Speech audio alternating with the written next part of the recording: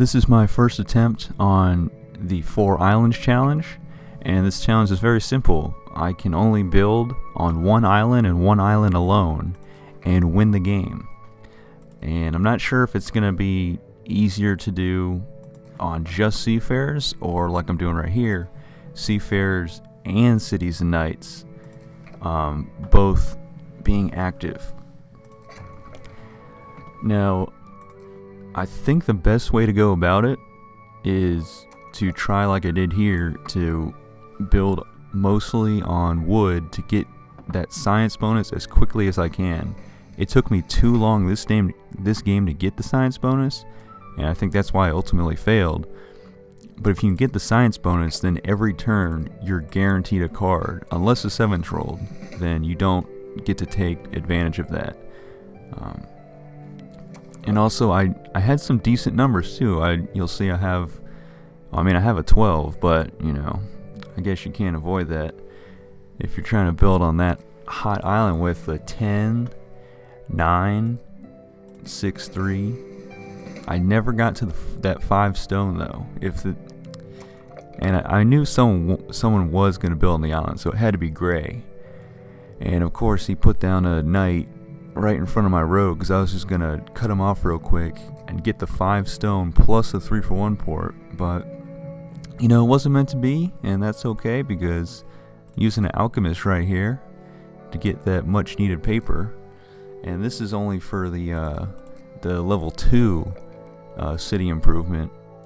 And I cut out a lot of the video because it's just a lot of it's just boring, them taking long to complete their turns and nothing really happening for me. But it takes me a while to get those, to save up 3 paper, because either I get it stolen or my numbers just aren't getting rolled. And it's the struggle, man. It's this karma mechanic of the game, or maybe I'm just building on trash numbers. I really don't know. But yeah, this challenge, you don't always have to pick the biggest island or the island with the most hexes on it, but realistically, that's gonna be your best bet. Like, I could have gone for the other island across from the island I built on with the wheat, the 1 sheep, and the 2 stone, the wood. But I knew for a fact that people were going to build on that because that's just the way it is. In Cities and Nights, you need stone and wheat. And now my dog is barking at 6:48 in the morning. But, so yeah, that's why I opted for the wood, and it's just the science bonuses. It's too hot, and I think that's the thing I need the most in order to just get myself out of any kind of starting rut where I'm not getting any cards. They're getting their progress cards and they're using those to shut me down, and there's just nothing I can do. And the other thing is, I didn't want to take Longest Road too soon because they would get cards, especially Red, who had the trade bonus upgrades, and some of those yellow progress cards are like Master Merchant, take 2 cards of your choice from somebody who has more victory points than you. So I kind of held back on Longest Road, and I guess that was really about it. There's really nothing else I could hold back on because I wasn't really getting that many cards to build stuff. I was just going for the science bonus, and I was really trying to get that city on the 3 wood and the 6 wheat, because I end up getting 2 irrigation cards, and obviously you can only use those if you have a settlement touching a wheat hex. And then I also will get a mining card, but I never touched a stone hex, so that was useless to me. Luckily no one spied and stole it from me, because that would have been really hot for, let's say, Gray, who was touching 2 stone hexes at one point, the 11 and the 4, I believe. So yeah, it must be nice to be able to just play Catan for fun and not have to worry about doing any unorthodox challenges that sometimes take a while to pull off or sometimes never even work. There's one that I want to do. It's on the basic island in just basic Catan, build one settlement on every single type of port. But you have to build all 5 of your settlements on the 5 resource ports, and then you have to upgrade one to a city, and then build put your 5th settlement back on the board on a 3-for-1 port.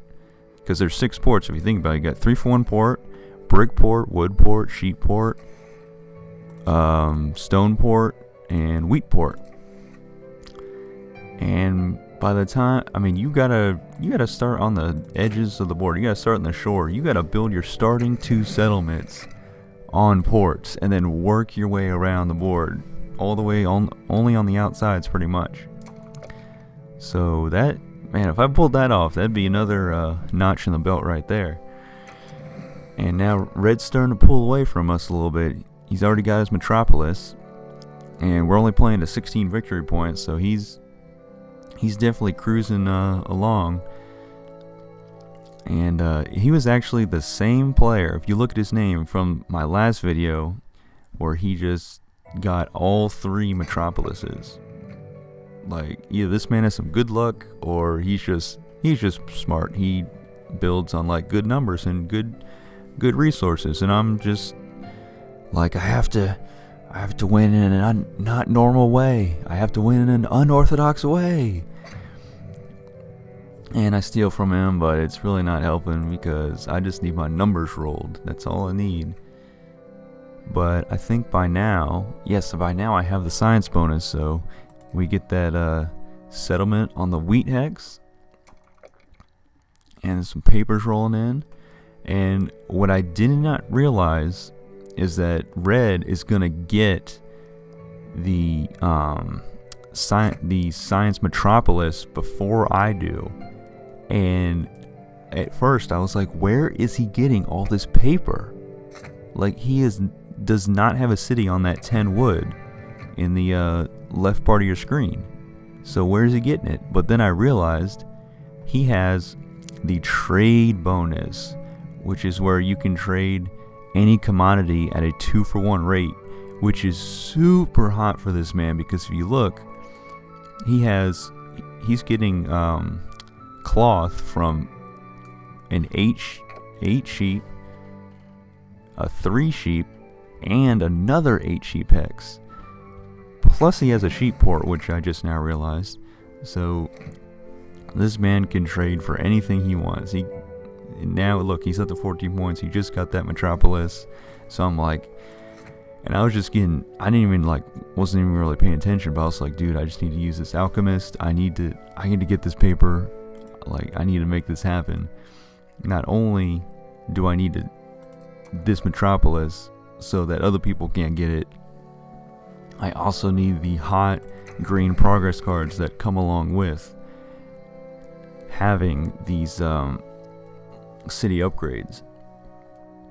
And I never got road building. I really wanted road building. It would have been so helpful, but they were getting it, especially Gray. This man ran away with Longest Road. Thankfully he kept Longest Road away from Red, although it did get really close at one point. Because if Red had Longest, like at one point when he had 14 victory points, all he had to do was take Longest Road and win. But I mean, I'm not sure if he noticed that, but if he did, I guess he just didn't have the cards at the time, even though this man has some hot numbers and a lot of cities and settlements out there. So finally, okay, there's the irrigation, and now I gotta trade in like all my wheat, so I can't upgrade my knight, but it's okay because I realized it doesn't even matter about upgrading my knight anymore, because if you notice, I have only one city on the board, and if I cover it with a metropolis, it is now safe from the barbarians if they come. So it doesn't matter how many knights I have activated. So I was just like, alright, I'm not even gonna mess with my knight anymore. I just need to focus on taking Longest Road now, building settlements.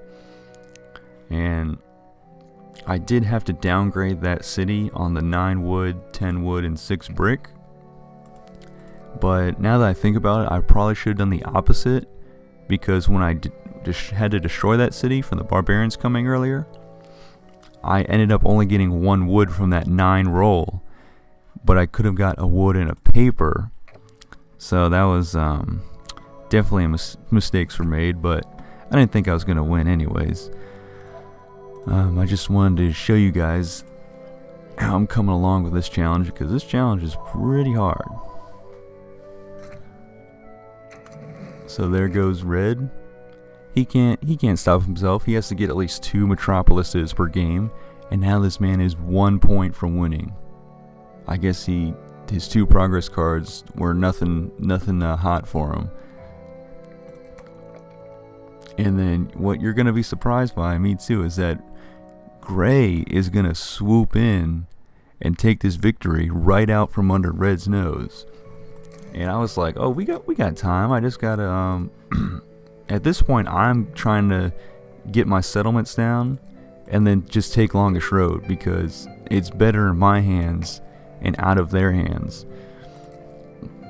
But here it is. Here's the fatal moment. Gray spies, and Red had a merchant but didn't use it. If you have a merchant this late in the game, just throw it down somewhere else.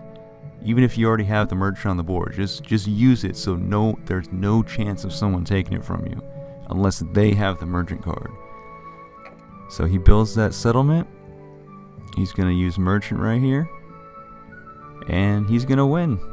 And that's all she wrote. So more attempts will be coming, or maybe even a successful attempt with this challenge. Thanks for watching.